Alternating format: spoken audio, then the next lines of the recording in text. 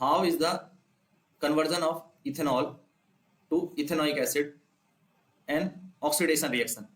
Ethanol से अगर ethanoic acid बनाया जा रहा है तो वो ऑक्सीडेशन रिएक्शन है, क्यों? तो अगर आप देखोगे तो ये फॉर्मूला है इथेनॉल का। इथेनॉल यानी अल्कोहल ग्रुप है, तो क्या है CH3 CH2OH, ठीक है, ये है इथेनॉल।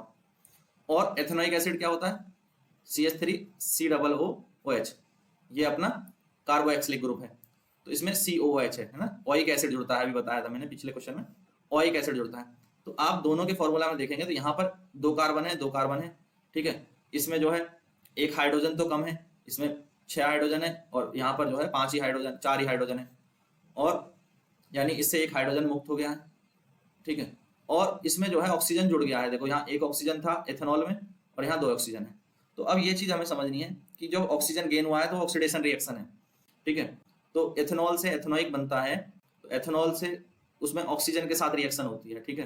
तो ऑक्सीजन के साथ रिएक्शन होती है जब हम इसको हीट करते हैं, ऑक्सीजन के प्रेजेंस में हीट कर रहे हैं, ऑक्सीजन के साथ रिएक्शन करा रहे हैं, तो ये ऑक्सीजन गेन कर लेता है और ये बन जाता है CH3 COOH, ये बन जाता है CH3 COOH प्लस एक वाटर मॉलिक्यूल भी बनता है H2O, ठीक है। क्योंकि अगर आप देखोगे तो इधर जो है टोटल 3 ऑक्सीजन है, और यहाँ पर एक ऑक्सीजन तो इसमें आ गया एथेनोइक में, और 2 ऑक्सीजन तो एथेनोइक में आ गया, और एक ऑक्सीजन हाइड्रोजन के साथ है, तो इक्वेशन भी बैलेंस हो गई।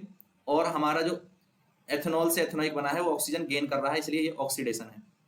यहाँ पर क्या हो रहा है, ऑक्सीडेशन हो रहा है।